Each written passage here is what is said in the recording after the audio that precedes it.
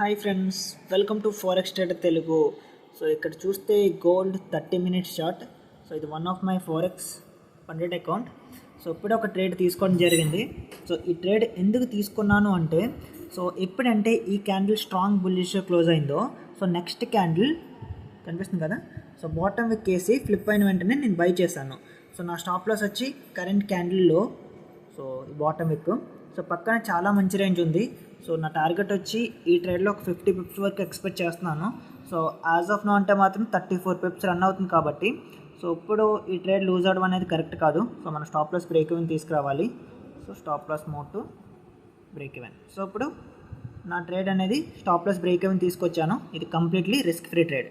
So నేను ఒక 40 to 45 Pips దగ్గర సెక్యూర్ చేసుకుంటాను. Okay, thank you. సో ఈ గ్రూప్ మీద ఈ ట్రేడ్ మీద కంప్లీట్ అప్డేట్ గ్రూప్లో ఇస్తాను, ఒకసారి చెక్ చేయండి. Thank you.